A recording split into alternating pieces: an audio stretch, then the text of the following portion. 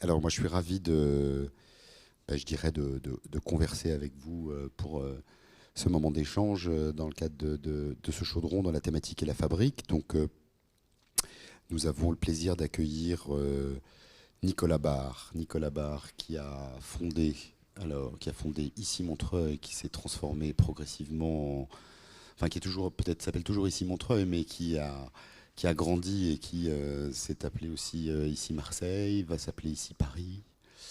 Voilà, est devenu en fait un réseau. Alors, tu nous diras si tu considères que est-ce que c'est un Fab Lab, est-ce que c'est un incubateur, est-ce que c'est un nouveau mode de fabrication dédié à un public à un large public.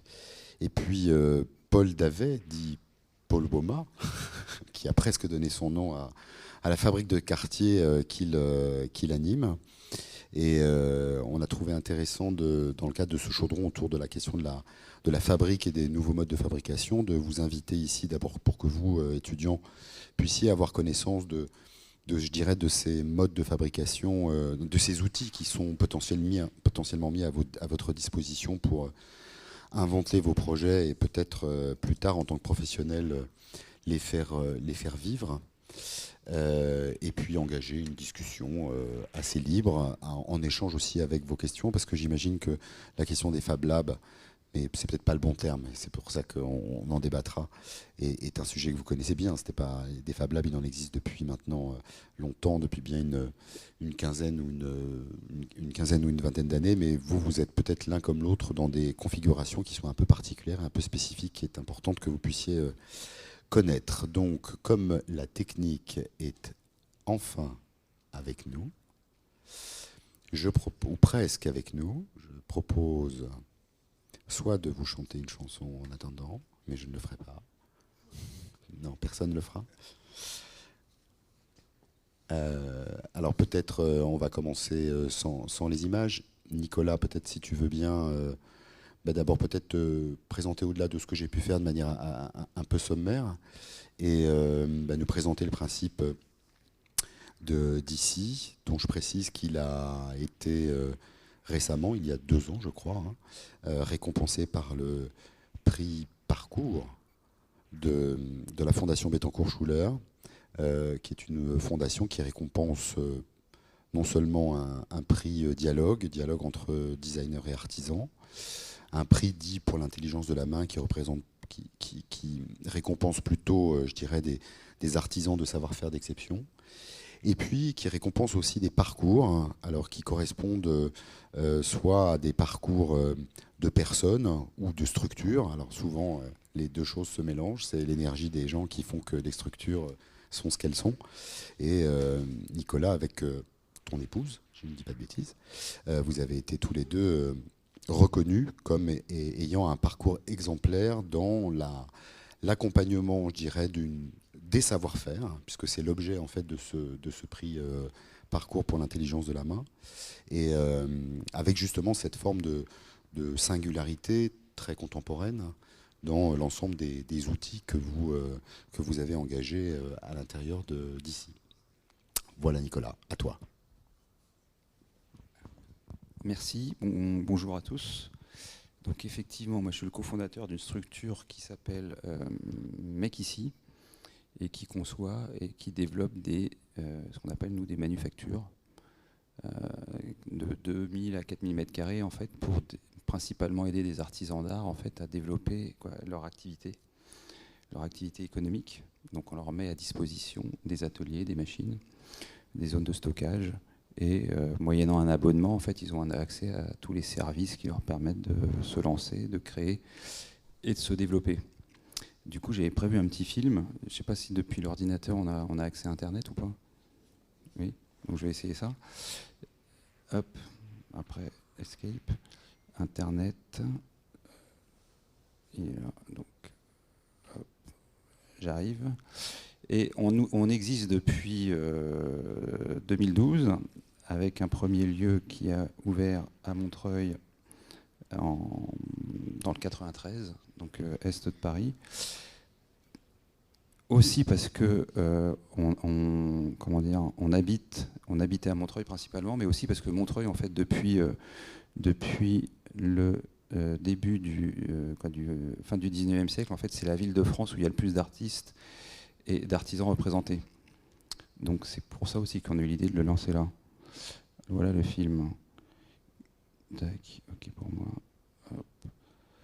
Et donc ça va vous montrer l'univers en fait d'Ici Montreuil. Nous, ce qu'on a voulu faire en 2012, en fait, c'était de relancer une filière de production locale. Et donc, pour relancer cette filière de production locale, on s'est dit, voilà, on voudrait, au moment où il y avait un mouvement des ateliers collaboratifs de l'impression 3D, nous, ce qu'on voulait, c'était surtout un lieu avec des êtres humains qui fabriquent avec leurs mains et qui ont des savoir-faire qui datent de 300, 400 ans. Et donc du coup, ça a fait principalement un lieu pour artisans, et après, on a intégré les machines numériques qui sont arrivées. Donc nous, on ne considère pas qu'on est un Fab Lab, en fait, parce qu'on ne s'inscrit pas dans le mouvement maker, on s'inscrit dans le mouvement des manufactures qui existent en France depuis 300 ans, et aussi parce qu'on est dédié aux artisans d'art, et qu'on est surtout un lieu pour professionnels, alors que souvent, les professionnels qui vivent de leur savoir-faire manuel, principalement. Après, pour que Ici Montreuil fonctionne et pour qu'on arrive à en ouvrir d'autres, on s'est dit qu'il ne fallait pas juste des artisans d'art, mais qu'il fallait aussi des concepteurs, des designers, des archis, des artistes qui s'intègrent dans nos lieux, mais et aussi des pros de la fabrication numérique.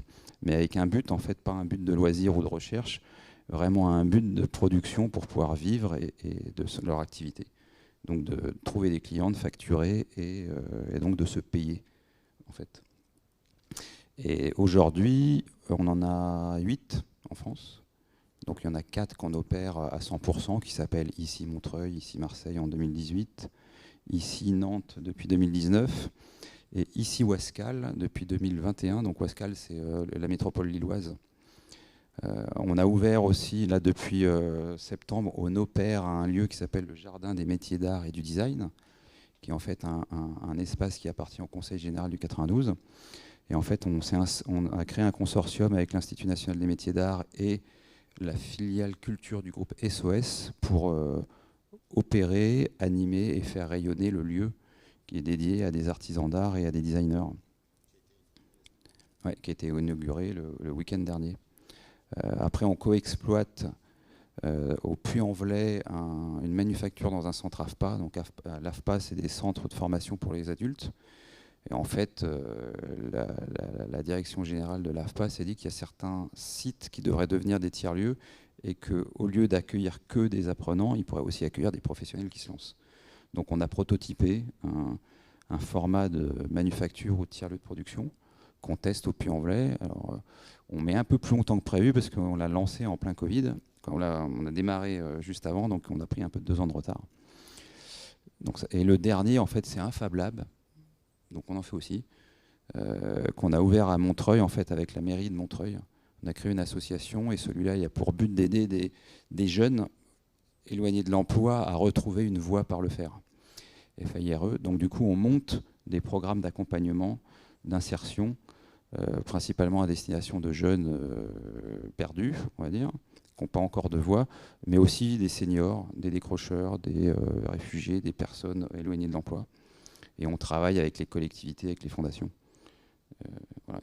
Et ce Fab Lab, qui s'appelle le Fab Lab de la Verrière, a ouvert en 2019. Voilà à peu près. Et donc là, vous voyez l'ensemble de nos sites à nous, les ici, ressemblent à ça. C'est 2000 à 4000 m² d'ateliers partagés avec des machines. Il y a 70 à 100 résidents. Il y a quelques ateliers privatifs. Et en fait, voilà, ils collaborent, ils travaillent ensemble. Et en fait, le fait d'être dans le même lieu avec tous ces savoir-faire, bah, il simplifie la vie. Voilà. Quand un menuisier a besoin d'un tapissier, bah, il le trouve souvent dans l'atelier du dessus. Quand un serrurier a besoin de céramistes, il les trouve. Et en fait, tout va plus vite. Ils ont tout sur place et ils ont leur écosystème. Et ils ont même des camions partagés, en fait. Donc, ils peuvent tout faire. Voilà. C'est le principe du coworking, si vous connaissez, mais pour artisans. Donc on n'a rien inventé, ça existait. Nous, les lieux qui nous ont inspirés, ce n'est pas les lieux américains. C'est les lieux qui existaient à Paris, notamment au début du XXe siècle, les lieux pour artistes principalement, comme le bateau Lavoir et la Ruche. Le bateau Lavoir, c'est à Montmartre. Et il y avait Picasso notamment qui était dans ce lieu. Et tous ces artistes expliquaient que passer les 2-3 années dans ces lieux-là avait changé leur manière de créer en s'inspirant les uns des autres. Voilà. C'est les lieux qui nous ont créés. Et en fait, il faut savoir que ces lieux-là ont inspiré la Factory de Warhol, qui a inspiré le Fab Lab. Donc au final, tous ces lieux partagés, c'est un concept français au départ.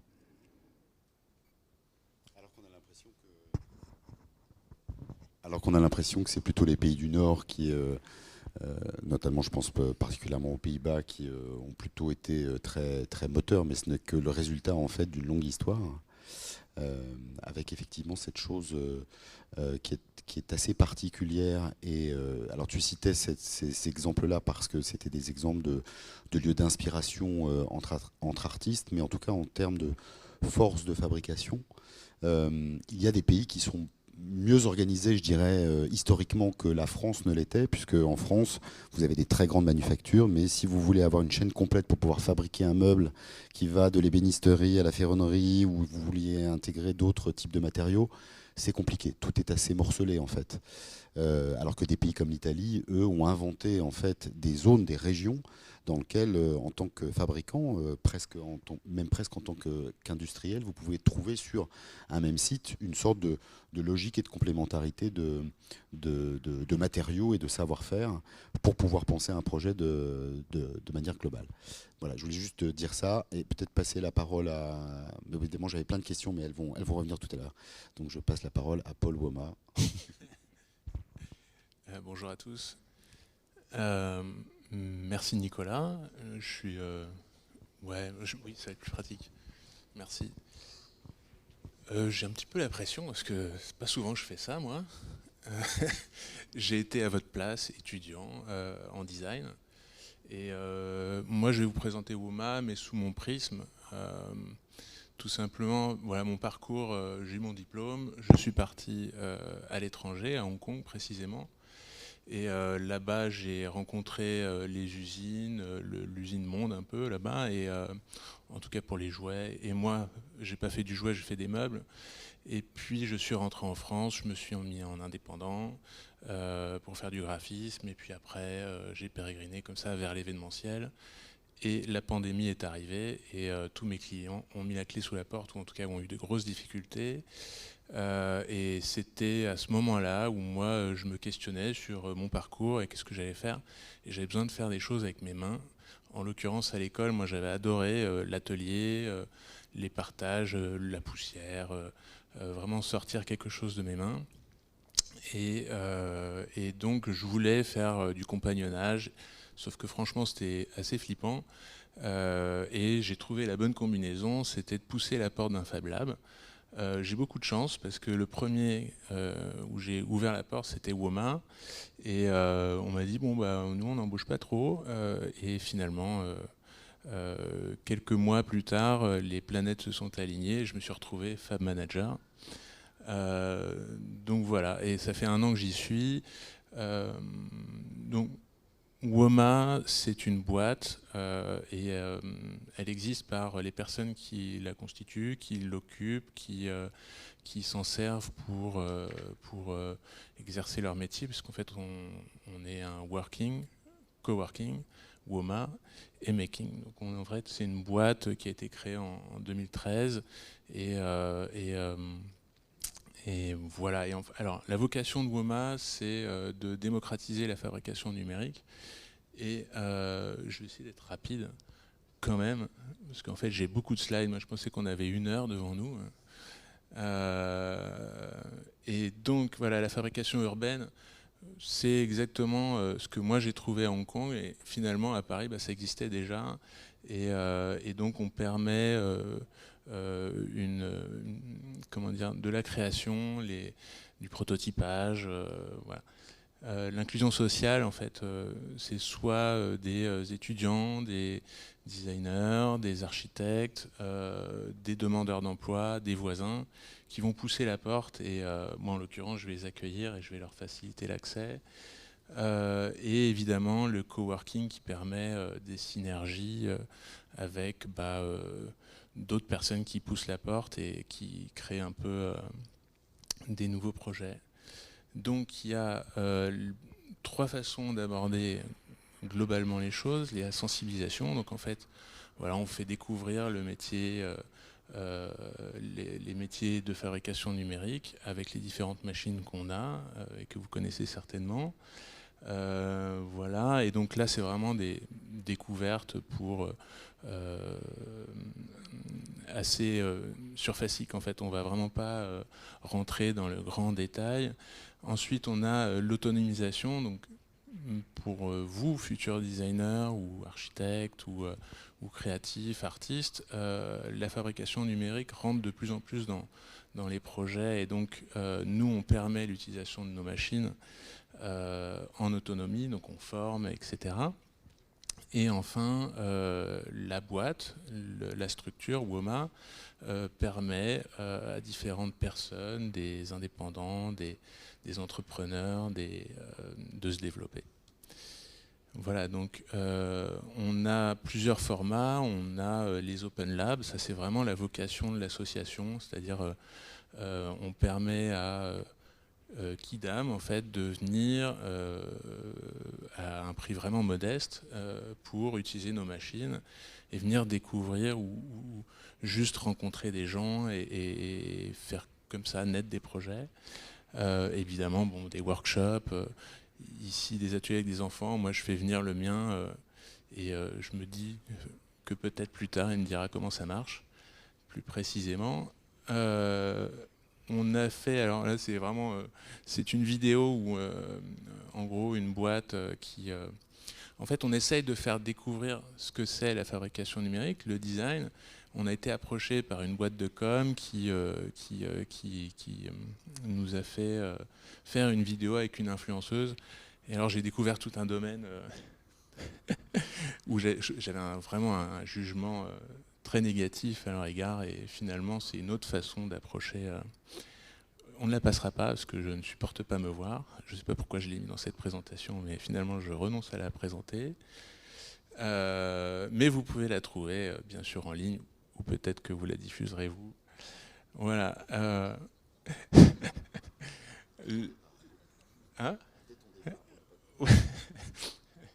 Et donc l'autonomisation, des formations pour tous les profils, donc encore une fois des designers, des archis, des créatifs, mais aussi des gens qui viennent en reconversion, qui sont un peu paumés, demandeurs d'emploi, et donc la structure WOMA, l'association donc, a été chercher, à créer des programmes, résidence productive par exemple, ou e-fabrique, pour permettre en fait des associations entre des personnes porteuses de handicap et puis la notion de prototypage. Donc on leur apprend dans un cycle à créer des prototypes et puis après créer une synergie avec des personnes. Ici, un étudiant de Camondo, Grégoire Génin, diplômé, ouais, qui a poussé notre porte. Alors il nous a dit ouais, moi je veux faire du kerfing, c'est ça mon projet. Et donc on l'a accompagné en Open Lab. C'était vraiment quelque chose de génial qui s'est créé avec lui et donc lui avoir permis de sortir ce projet. C'est tout beau, c'est tout propre, j'adore. D'autres étudiants, encore une fois, hein, il y en a plein, des demandeurs d'emploi. Donc là, en vrai, ça c'était la dernière session. On a 3 profils, quoi. Un jeune qui s'éloigne de l'école et qui se remet un petit coup de fouet. Quelqu'un qui a un désir un peu d'apprendre des nouvelles choses. Et puis quelqu'un qui veut se reconvertir et qui a toujours aimé le chocolat et qui veut créer sa marque. Et donc on lui a appris à faire ses moules, à prototyper, à faire son séchoir à cacao. Voilà. Et ensuite, bon, l'accompagnement, il se fait par donc la structure et surtout les personnes dans notre lieu qui l'occupent. Donc aujourd'hui, on a le 15 bis, on est implanté dans le 19e arrondissement de Paris et le 78, donc c'est 2 ateliers et coworking. Et on a un 3e projet, Métropole 19. Donc voilà, c'est un peu la même approche, c'est-à-dire qu'il y a beaucoup d'artisans qui avaient besoin de cet atelier, c'était un projet, et en fait on vient de s'associer pour emmener pour répondre à ce besoin en fait, et donc on va s'occuper de l'animation. Et le plus important, la communauté, donc des designers, des architectes, des artisans, des paysagistes, des ingénieurs, des entrepreneurs, des électromécaniciens, et évidemment ça crée quelques projets. Ici, c'est la cité d'en face où les habitants ont été mis au concours pour se réapproprier leur lieu de vie. Voilà, donc ici, c'est la création d'un banc qui occupe un espace public. Et puis évidemment, la signalétique où tous ont dessiné ou ont participé à la construction, évidemment aussi. Des jeunes ambitieux, ça c'est une association très dynamique dans le coin, et nous on leur a permis de choper récemment un financement. On est très fiers de ça, et donc eux aussi viennent chercher l'autonomie dans nos lieux. Et puis après, ça c'est un projet où on a répondu à la problématique du Covid, où on a créé, en fait, alors c'est l'ensemble des makers ont créé vraiment une dynamique pour créer en fait pour répondre à des besoins de manque de protection et donc voilà, c'est ça y est, je suis en train de perdre le fil. Mais voilà, c'est super cool. Moi je suis très content de vous présenter WOMA ici, et je vous... Alors Margaret. C'est peut-être une question idiote, parce qu'on a toujours l'impression de poser des questions idiotes, mais si on pouvait dire en quelques mots ce qui distingue chacune de vos institutions, enfin, c'est pas des institutions, mais voilà, est-ce que vous pouvez l'expliciter, en quoi vous êtes similaires, en quoi vous êtes différents? Je vais commencer, mais je pense qu'on est similaires parce qu'on permet à des personnes d'accéder à des outils et à une communauté de personnes qui ont des savoir-faire, qui peuvent les aider à réaliser des projets, que ce soit des projets professionnels, de la réparation ou autre chose. Après, là où on est différent, nous, c'est vraiment on place les savoir-faire de l'artisanat d'art au cœur de tout. Et donc, du coup, notre communauté, elle est composée à 70% pratiquement d'artisans d'art. Voilà. Je peux avoir... encore une fois, je vais parler de moi. J'ai failli habiter juste en face de Mekissi Montreuil, et, parce que j'habitais là-bas à l'époque, et j'ai jamais poussé la porte par justement... Moi, je ne suis pas artisan, je suis designer, je suis derrière mon écran, et donc peut-être qu'il y avait une barrière comme ça impressionnante pour moi, qui a fait que j'ai pas eu... disons spontanément pousser la porte, alors que peut-être que je sais pas, au moment on m'a dit il y a des imprimantes 3D là-bas, vas-y, puis j'y suis allé, mais je sais pas si ça peut mettre une différence ou pas, mais en tout cas oui, on est pareil, on a de l'artisanat et des savoir-faire, et on les transmet. Vous accueillez aussi tous les deux des concepteurs en fait. Vous accueillez des designers, vous accueillez des architectes qui aussi sont là pour développer peut-être de manière différente, avec des outils potentiellement différents des projets. Nicolas, est-ce que toi, par exemple, tu accueilles des duos, c'est-à-dire en résidence, par exemple, est-ce que tu as potentiellement un duo, on va dire, je ne sais pas, d'un architecte ou d'un designer avec un spécialiste d'une forme de savoir-faire lié à un métier d'art particulier qui décide de s'installer, de demander à être en résidence chez toi? Oui, si vous allez à Marseille, là, il y a au musée d'archéologie de Marseille, il y a une super expo en ce moment qui s'appelle L'objet d'une rencontre. Et en fait, c'est des duos designers et artisans qui ont créé des œuvres en s'inspirant des œuvres des éléments de la collection permanente du musée. Et donc il y a 20 duos, et dans les 20 duos, il y en a 10 qui sont issus d'ici Marseille. Et donc on en a beaucoup. Souvent, ils se forment pendant qu'ils sont dans nos manufactures. En fait, ils ne se connaissent pas avant. Et le fait de travailler ensemble, ils développent une collaboration, et il y en a qui créent des entreprises ensemble. Ouais, et en fait, on a beaucoup de résidents qui créent des entreprises réunissant artisans d'art et designers ou architectes, voire les trois. Oui, c'est toujours le même principe en fait, par le coworking justement, des entrepreneurs, des entreprises qui sont dans le domaine de la culture ou de l'événementiel, et en fait ils rencontrent des designers, des créatifs, et à ce moment-là il y a un projet qui naît, ou en tout cas le champ des possibles s'ouvre, et quand il y a un designer, un électromécanicien, forcément il ressort quelque chose du moment que ça répond à un besoin. Pour continuer, on a dans le staff de tous nos lieux, il y a au moins un artisan et un designer, donc qui les accompagnent en fait, quoi, qui travaillent. Ouais, c'est ça. Et du coup. Est-ce qu'il y a aussi chez WOMA Ouais. j'imagine que c'est des attelages en accompagnement qui peuvent être des designers et des artisans. Est-ce qu'il y a éventuellement des ingénieurs aussi? Il y a des ingénieurs. En revanche, comment dire, moi je peux pas dire, on n'aurait pas la prétention de dire qu'on a de l'artisanat à WOMA. Voilà. Ouais, on n'a pas de l'artisanat pur, on apprend un peu sur le tard avec des techniques d'assemblage ou de choses comme ça, mais on a beaucoup à apprendre, oui.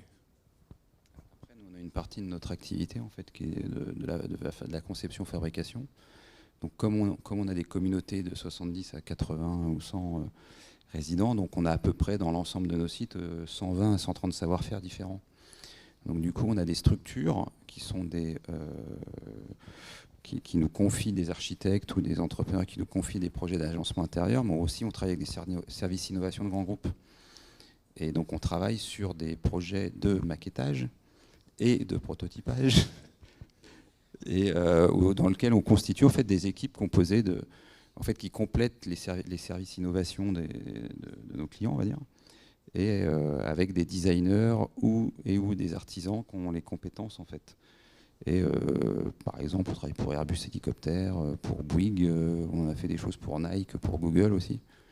Et c'est souvent intéressant parce que c'est des projets sur le long terme en fait, et ça crée des trucs dingues parce qu'il peut y avoir jusqu'à 15 ou 20 résidents qui sont impliqués sur les projets. Alors, on vous doit une explication pourquoi on a souri sur la question du prototypage et du maquettage. C'est qu'on avait une conversation préalable un peu pour préparer cet échange où moi j'indiquais qu'en tout cas au stade de ce qu'est une école, il n'est pas forcément nécessaire dans une école d'aller jusqu'au prototypage.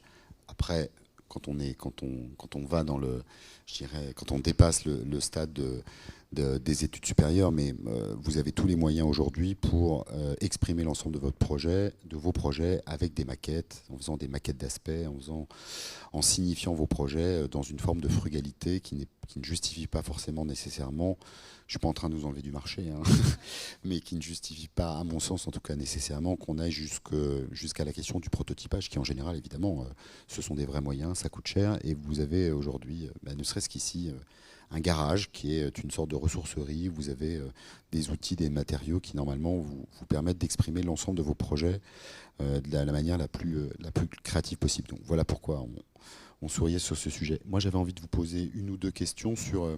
parce que ces 2 journées de chaudron, bien entendu la question de comment fabriquer autrement, comment faire avec l'existant. On est dans une école d'architecture intérieure, donc le mantra principal d'une école d'architecture intérieure, c'est pas de construire des nouvelles choses. Nous, on intervient à l'intérieur du cadre bâti, et donc on est là pour transformer l'existant. Donc évidemment la question du réemploi, que ce soit de mobilier, de matériaux existants, mais aussi de pouvoir réemployer des matériaux de seconde œuvre pour exercer un des aspects de la profession d'architecte d'intérieur est très central dans une école comme la nôtre. Vous, dans chacune de vos structures, qu'il s'agisse d'artisans d'art ou de concepteurs, ou je dirais de personnes qui, par exemple, soient étudiants, soit quelqu'un comme moi qui, à titre privé, voudrait pousser les portes de WOMA. Est-ce que vous constatez qu'il y a, par rapport à cette question du réemploi, un vrai changement et un vrai positionnement, je dirais, de l'ensemble de vos publics? et avec une certaine forme d'exigence et du coup peut-être comment dire, de monter en compétence sur comment faire, comment traiter cette question du réemploi. Est-ce que vous le constatez ou est-ce que vous ne le constatez pas? Ça peut être... la réponse est une réponse libre. On le constate, mais en fait, il y a deux vitesses. Nous, nos résidents travaillent beaucoup pour des projets B2B, donc où leurs clients, c'est des clients professionnels, donc architectes ou promoteurs immobiliers. Oui, c'est-à-dire que c'est des entreprises, quoi, la plupart du temps. Voilà, la plupart de leurs clients sont des entreprises. Et donc là, quand on commence à parler de réemploi ou de matériaux réutilisés, il y a la question des normes. Voilà, parce que lieu accueillant du public, lieu accueillant pas du public, si c'est au 10e étage ou autre. Et donc aujourd'hui, les matériaux réutilisés qui ont les normes anti-feu, anti-émanation, il n'y en a pas tant que ça, quoi. Voilà, donc il y a encore un boulot. Il y a quand même beaucoup de start-up industriels du réemploi qui se créent en France. Il y a même des tiers-lieux qui vont être dédiés à ces start-up qui sont en train de se créer. Donc du côté, côté B2B, ça avance, mais pas si vite que ça. Même si quand même, il y a de plus en plus de projets. Après, quand on fait le réaménagement d'une maison chez un particulier, à la limite, là, chez les particuliers, ils font ce qu'ils veulent. Donc là, sur ces projets-là, ça va plus vite. Après, nous, la problématique, c'est quand même les savoir-faire. C'est que c'est beaucoup de nouveaux matériaux qui nécessitent souvent des nouvelles machines ou des nouveaux process et des nouvelles méthodes, et que là, on fait face à des problématiques de manque de savoir-faire. Et donc, nous, on travaille avec des structures comme les Compagnons du Devoir ou l'ADEME, l'association qui pilote plus ou moins la stratégie, comment on appelle ça, de RSE de la France, on peut dire ça comme ça. Et du coup, on identifie en fait les compétences et les savoir-faire qui sont nécessaires au réemploi, à la réutilisation, pour en créer des formations et peut-être des métiers ou carrément des diplômes. Alors pas que nous on va porter, mais que des écoles ou d'autres porteront. Je crois que j'ai pas de meilleure réponse que celle que tu viens de donner.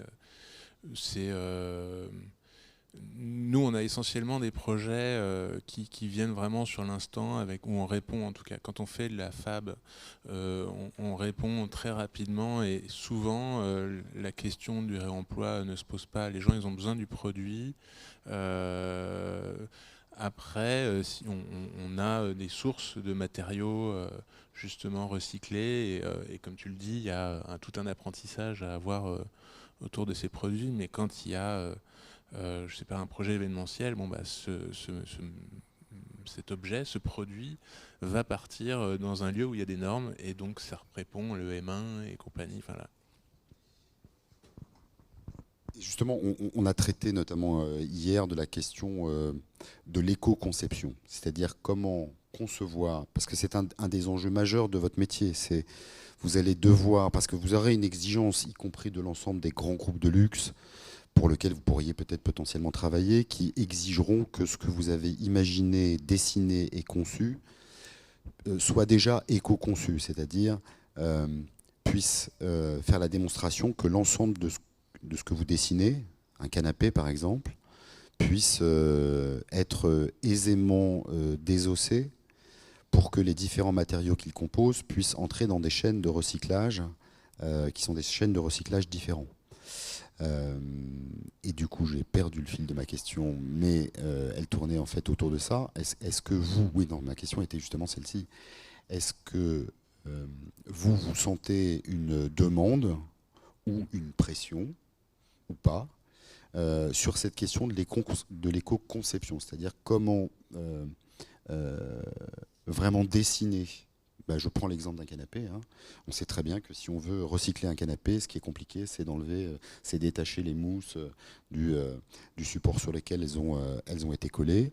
Est-ce que là-dessus, vous avez de par soit vos occupants, soit vos commanditaires, soit vos clients, une forme un peu d'exigence là-dessus ou pas encore?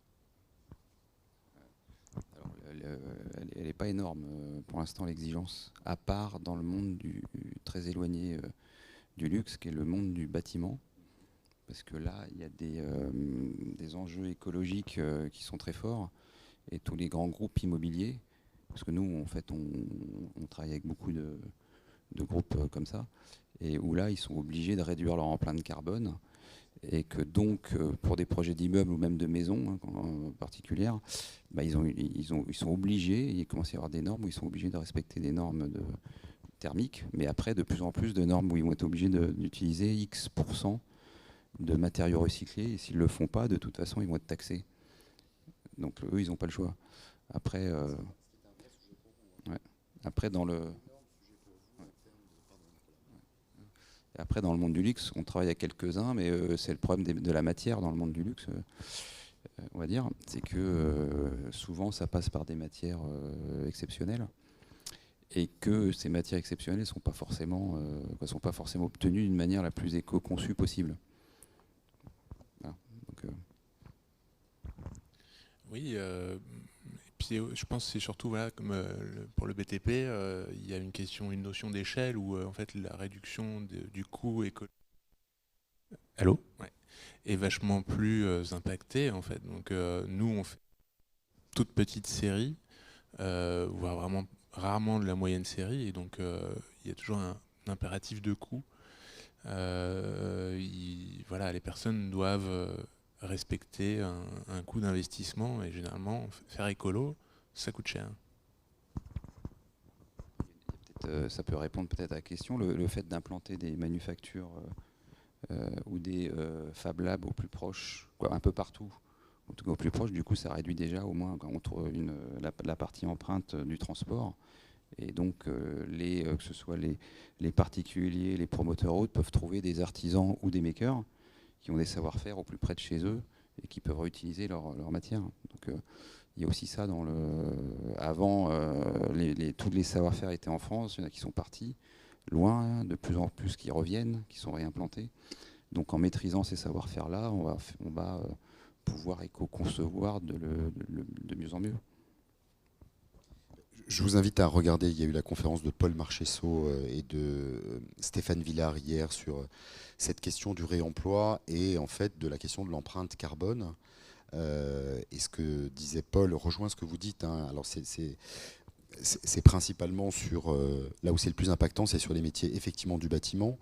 Et donc le corollaire immédiat, c'est votre métier d'architecte d'intérieur. C'est-à-dire que vous n'allez plus pouvoir concevoir des choses comme ça, selon votre propre volonté. Je sais que dans l'architecture intérieure, on aime bien mettre un peu du marbre partout, etc. Vous n'allez plus pouvoir faire ça, en tout cas par des commanditaires privés, peut-être qui n'ont pas forcément une forme d'exigence, mais pour des entreprises pour lesquelles vous allez travailler et qui devront rendre des comptes sur le coût du construit et le coût de l'aménagement. Je parle du coût carbone.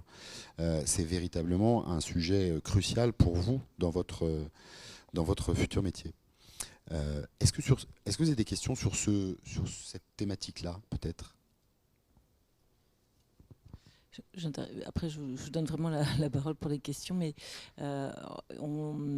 tous les étudiants ici ont participé à un séminaire d'éco-conception à la rentrée, enfin le 1er et le 2 septembre, qui brasse beaucoup de sujets, parce qu'effectivement, il y a l'empreinte carbone, et puis il y a aussi le cycle de vie des objets, etc. Et notamment donc, Yannick Le Guiner, qui est enseignant ici, et qui d'ailleurs connaît une jeune femme qui est intervenue ce matin, qui travaille sur les décors de l'Opéra de Lyon,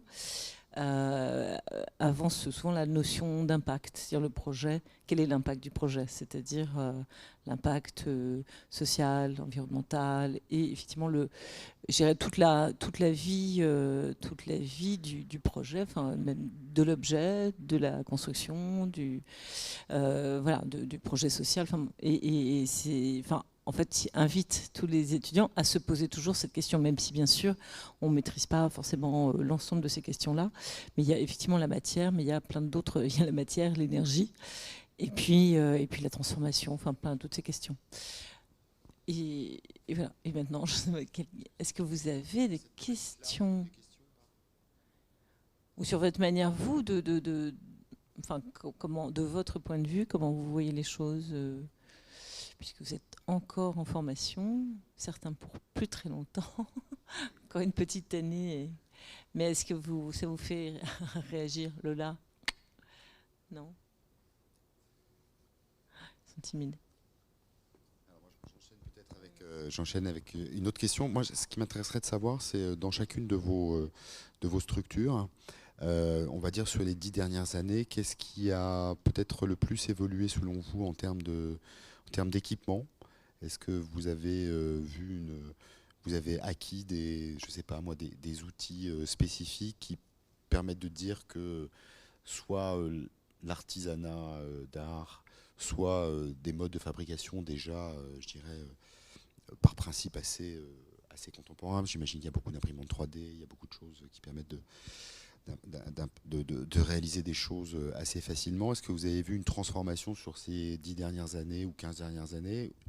Est-ce qu'il y a une accélération ou pas depuis 2 ans, 3 ans? Est-ce que c'est exponentiel ou pas? Ou est-ce que vous pensez que c'est une sorte d'évolution linéaire? Je pose des... Je réfléchis. Alors, non, c'est peut-être, j'ai essayé de trouver une réponse, mais c'est peut-être, en fait, dans les outils numériques, si on prend les outils de fabrication numérique, découpe laser, CNC, je pense que le fait que les imprimantes 3D sont arrivées ont obligé les fabricants de ces machines-là aussi à créer des plus petits formats. Et donc, on voit apparaître des dizaines de fabricants à travers le monde de CNC de table, qui font des tout petits formats, ou même des coupes jet d'eau. Il y a des petites découpes jet d'eau comme ça. Donc, ce qui fait que les techniques de fabrication, en fait, de fabrication numérique se démocratisent, parce que le fait que ces machines-là soient sur des petits échanges d'échelle, elles sont plus abordables. En fait, de plus en plus d'artisans ou de designers indépendants peuvent se les payer, même s'ils ne sont pas dans des lieux partagés.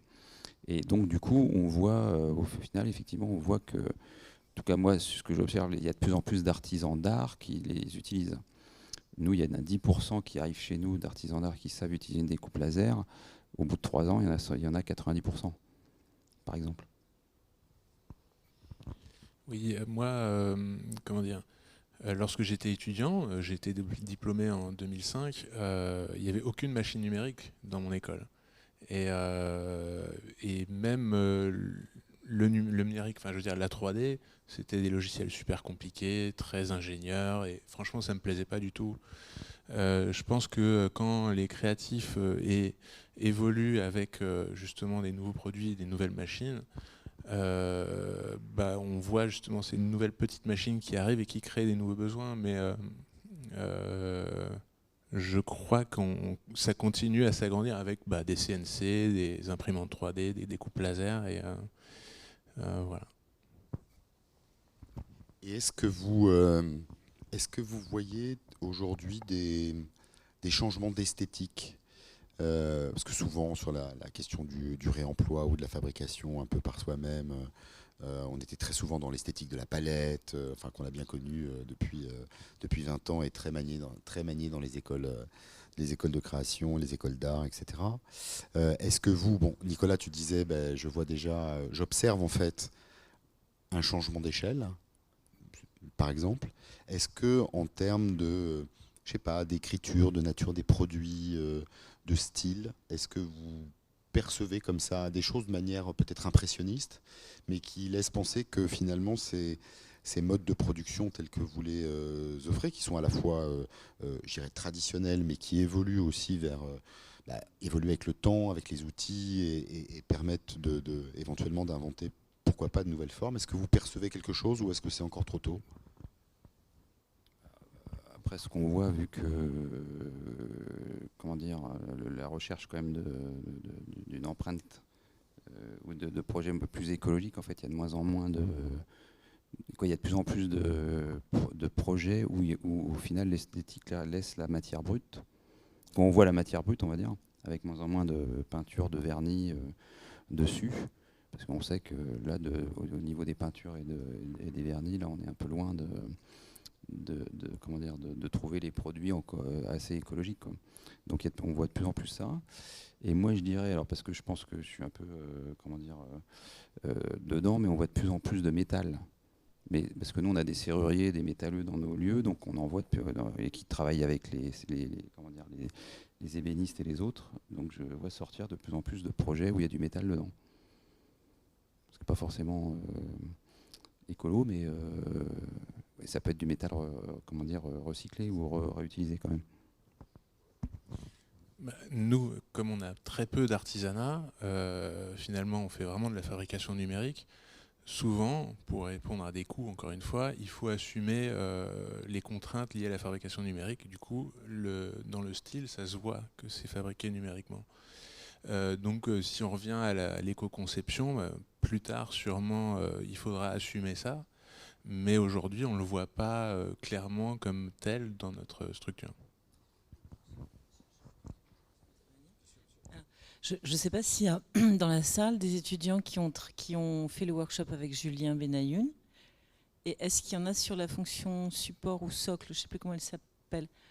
Je crois pas. Pavel, que tu es dans ce groupe-là. Vous savez, celui avec le... Personne? Ah oui, avec Julien, mais puisqu'il y a 4 projets. Bon. Ok. Quelqu'un veut l'expliquer? Enfin, en fait, c'est ce qui m'intéresse puisqu'on parle d'esthétique. Effectivement, une partie des étudiants ont passé là 9 jours en fait avec Julien Benayoun qui est designer et qui travaille beaucoup sur l'impression 3D. Et puisque c'était une première initiation, enfin certains l'ont déjà eu l'année dernière, donc des niveaux un petit peu différents, mais il est parti à chaque fois d'une fonctionnalité de la machine, des 2 programmes, hein, c'est-à-dire, voilà, je ne les citerai pas, je ne sais pas si c'est Fusion 360, enfin, peu importe, et chacun des groupes avait une de ces contraintes. Et il y en a un, notamment, enfin, je suis celui-ci en particulier, puisque l'esthétique intervient assez fortement, c'est-à-dire que pour imprimer la pièce, s'il y a des parties qui sont un petit peu en porte-à-faux ou en équilibre, hein, il y a une partie qui est support, alors je ne sais pas si c'est support ou socle, et qui est incontournable. Et il y a après dans ce choix, il y a ou orthonormé ou organique. Et ils ont choisi organique et ils ont choisi ensuite, dans la partie on va dire design, de concevoir un siège en intégrant la fonction support, hein, qui est indispensable pour dessiner la pièce un peu en porte-à-faux. Donc ils ont tapé support organique. Et alors les petites maquettes sont dans l'entrée, mais effectivement ça donne un siège. Donc il y a effectivement une assise, un dossier, mais un piétement qui est comme un tronc d'arbre, mais qui vient de la fonction de la machine. Et donc c'est une esthétique nouvelle qui est non pas imposée mais intégrée, enfin qui est proposée par la machine et intégrée dans le projet. Alors du coup, je ne pensais pas vous poser la question, on en avait parlé un peu avant, mais finalement, une esthétique qui est imposée par la machine, ça m'emmène aussi sur... on a parlé pendant ces 2 jours de chaudron, notamment hier à Paris, de la question de l'utilisation de l'intelligence artificielle comme une matière possiblement de création. Sans parler bien sûr des espaces numériques eux-mêmes, hein. Enfin, je vous poserai pas, sauf si vous avez envie que je vous la pose, et si vous avez envie de répondre sans que je vous la pose sur la question du métaverse, faut-il y aller ou ne faut-il pas y aller? Mais j'ai l'impression que vous êtes quand même dans des démarches où la question du faire par la matière, par la main, par le concret est centrale dans ce que vous faites. Mais est-ce que c'est des questions que certains de vos artisans se posent ou de vos concepteurs se posent, de se dire voilà, on a un nouveau matériau aujourd'hui qui est l'intelligence artificielle qui produit de manière automatique une matière, des images, on tape 3 mots et on obtient des formes. Vous tapez India Madhavi cendrier et on vous sort un cendrier à la manière d'India Madhavi. Bon, voilà, il faut savoir prendre la distance, bien sûr, par rapport à ça, mais en tout cas, ça crée un matériau, ça crée une matière. Est-ce que vous sentez, vous, arriver chez vous, des questionnements sur ce sujet ou pas? Puisqu'on parlait de la machine qui influait sur la forme, il y a d'autres possibilités aussi. Non.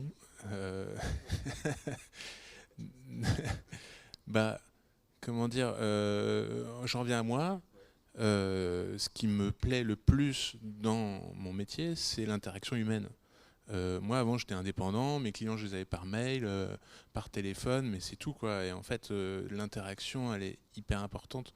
Tout à l'heure, j'ai choisi un restaurant, je l'ai choisi parce qu'il y avait quelque chose d'émotionnel qui s'est passé, et je suis pas sûr que l'intelligence artificielle puisse produire ça. Après, c'est mon regard de quarantenaire. J'ai un gamin de 6 ans, voilà, on a des barrières que moi j'ai, peut-être que vous non, on verra. Je dirais pas, on observe j'entends des discussions sur le sujet dans certains de nos lieux, mais ça va pas beaucoup plus loin pour le moment.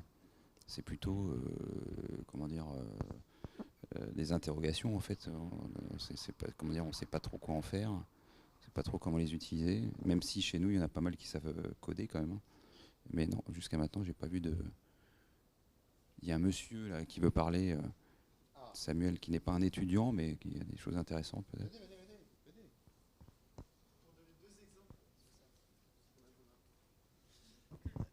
Pour donner deux exemples, nous on a un premier exemple qui est un exemple d'un studio de design qui fait de l'aménagement d'intérieur et qui du coup en fait met en place un système pour faire de l'éco-design, donc pour faire des choix sur l'impact matière et l'impact coût des choix d'aménagement, et qui ont construit un moteur de recherche où tous les projets aujourd'hui, là c'est une plateforme que tous les designers peuvent utiliser pour sélectionner les matériaux et arriver à avoir un outil pédagogique pour convaincre le client d'aller sur des choix matériaux et de voir le surcoût ou pas. Et en même temps, à travers ça, tous les projets en fait, sont analysés via un outil d'intelligence artificielle qui permet après de faire des sélections de choix de recommandations pour l'optimisation des projets en éco-design. Donc ça, c'est une application. Donc c'est un projet de designers qui sont partis sur un choix d'application pour faire ça. Deuxième personne qu'on accompagne, alors du coup, c'est des designers et des architectes qui étaient hyper forts en modélisation 3D. Et qui ont monté un move, donc c'est quelque chose qu'on appelle la forensic architecture. Donc c'est à partir des traces des ruines et des éléments qui sont disposés, comment on peut reconstituer soit une scène de destruction dans les temples en Syrie, soit sur des crimes de guerre ou soit sur des violences policières. Et donc ils utilisent des compétences qu'ils ont apprises en tant que modélisation en architecte et en tant que designer pour pouvoir utiliser ces compétences de modélisation dans d'autres domaines qui sont celles de la recherche participative citoyenne. Donc deux exemples qui montrent comment l'intelligence artificielle et les outils peuvent être utilisés.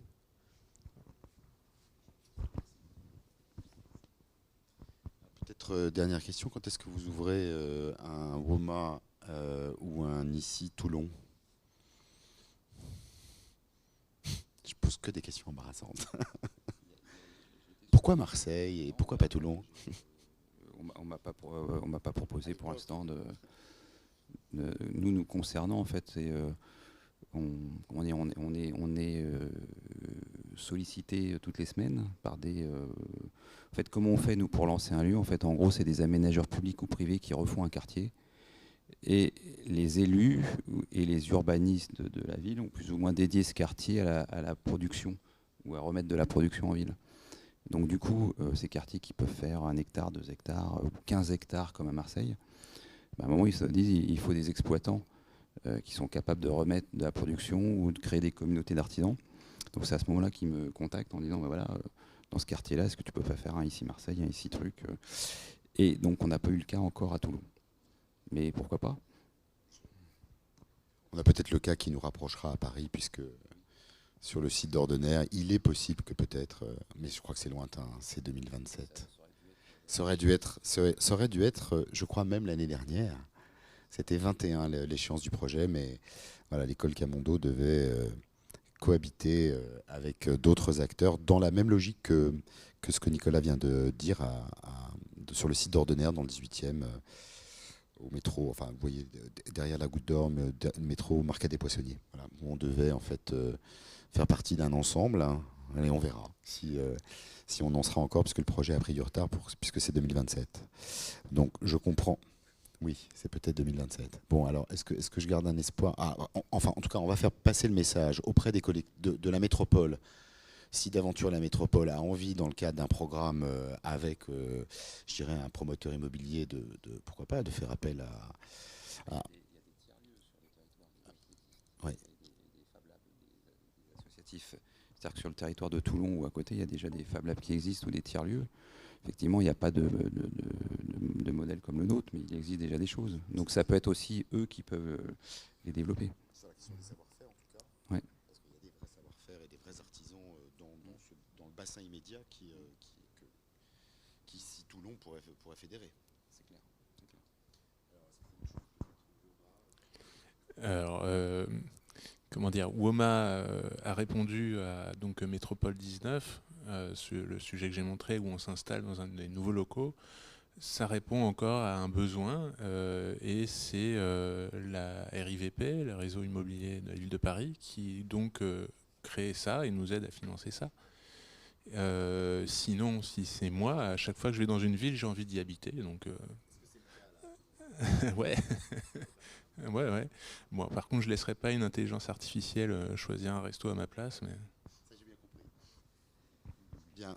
Merci beaucoup. Est-ce que vous avez éventuellement, je ne sais pas, une question ou même des remarques ou une intervention à faire? Non? Eh bien, écoutez, nous quittons là Margaret, qui va annoncer en fait la suite du programme. Alors, nous nous retrouvons tous, mais faites passer le message à vos camarades. Nous nous retrouvons tous ici sur ce plateau pour accueillir le collectif Rotor, si je ne dis pas de bêtises, hein, Aurélien, qui vient clôturer ces 2 jours de chaudron avec vous. Donc nous avons rendez-vous dans 6 minutes, au 4e étage, pardon, je vous prie de m'excuser. 4e étage avec le collectif Rotor. À ne pas manquer, bien entendu, comme toutes les conférences et toutes les tables rondes que nous avons eues pendant ces 2 jours. Je voudrais vous remercier infiniment d'être venu et d'avoir échangé et puis m'avoir permis de comprendre 2-3 choses sur l'intelligence artificielle et restaurants et, et sur peut-être sur la finesse de l'activité de chacun d'entre vous. Merci beaucoup. Merci.